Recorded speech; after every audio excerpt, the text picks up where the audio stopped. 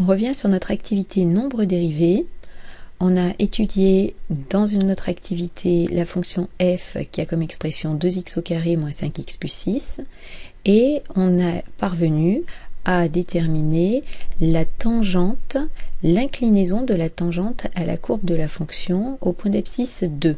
C'était le travail de la séance précédente. Question bonus, cette fois-ci, on se demande quel est le coefficient directeur de la tangente à la courbe de la fonction au point d'abscisse moins 3.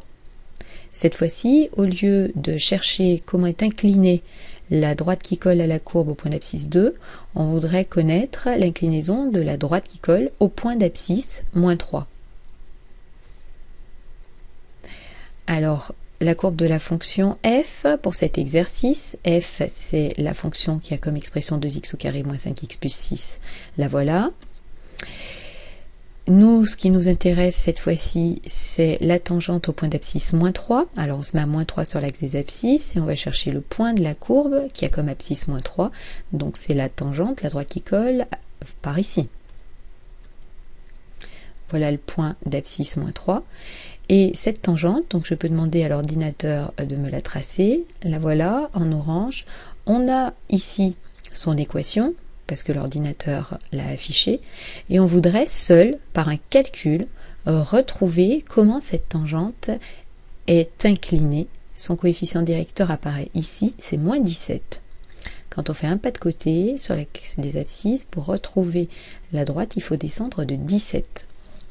Donc on voudrait, par le calcul, retrouver cette valeur. Alors, pour trouver un coefficient directeur de tangente, on commence toujours par le même calcul, celui d'un quotient. Il va falloir exprimer le quotient de, donc on prend le nom de la fonction, f, l'endroit qui nous intéresse sur la courbe, l'abscisse moins 3, plus h, moins f de moins 3, le tout divisé par h. Dans la première partie de l'activité, ce qui nous intéressait, c'était la tangente au point d'abscisse 2. On a cherché f de 2 plus h moins f de 2 sur h. Ici, c'est au point d'abscisse moins 3, donc f de moins 3 plus h moins f de moins 3 sur h. Égal. Et puis maintenant, il faut se servir de l'expression de la fonction pour arriver à dire ce que ces deux expressions, f de moins 3 plus h et f de moins 3, ce que ça fait. Alors pour nous, dans cet exercice, la formule de la fonction, hop, je la fais apparaître ici, c'est 2x au carré moins 5x plus 6. La fonction, quand on lui demande de transformer quelque chose, elle le transforme en 2 fois le quelque chose au carré, moins 5 fois le quelque chose plus 6. Donc nous, si on cherche l'image de moins 3 plus h, ça fera donc 2 fois moins 3 plus h au carré, moins 5 fois moins 3 plus h, plus 6. C'est ce qu'on écrit pour le premier paquet, f de moins 3 plus h. Ensuite, il faut lui soustraire f de moins 3.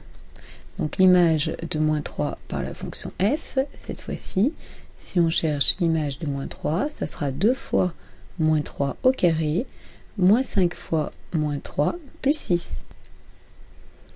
Le tout sur h. Il reste maintenant à développer, à rassembler, pour simplifier au maximum l'expression. Donc on commence par développer le carré ici dans les crochets. Alors je vous propose d'essayer de développer seul et de regarder ensuite si vous avez trouvé la même chose que moi.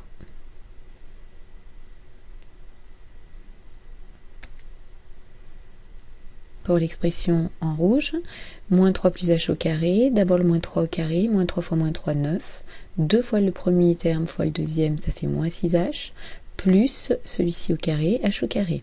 On distribue le moins 5 fois moins 3, plus 15, moins 5 fois h, moins 5h, plus 6. On développe ensuite ce que l'on peut dans les crochets verts. Moins 3 au carré, ça fait 9, multiplié par 2, 18, avec le moins devant les crochets, moins 18. Ici, on a plus 15, avec le moins devant les crochets, moins 15, et 6, avec le moins, moins 6. On peut déjà faire disparaître certains termes, puisque ici on a plus 6 et moins 6 qui font 0, plus 15 et moins 15 qui font 0. Je vous laisse finir de simplifier au maximum l'expression.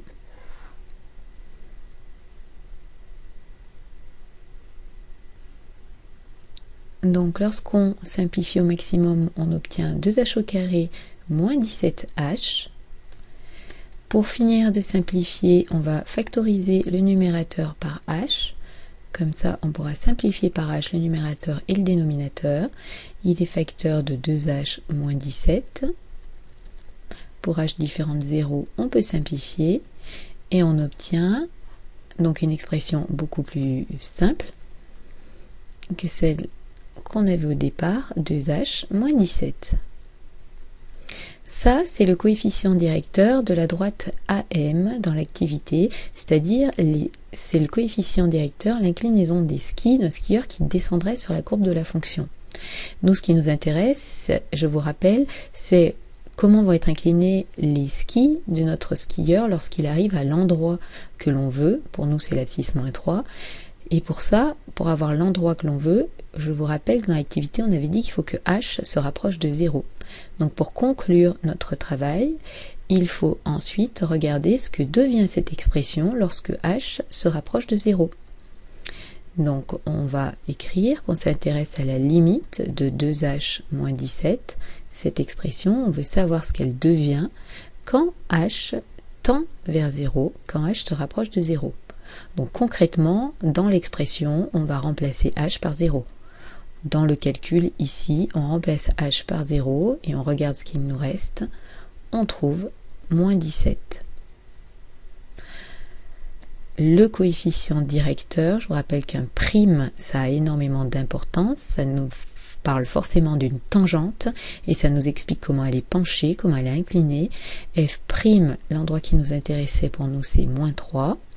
De moins 3 vaut moins 17.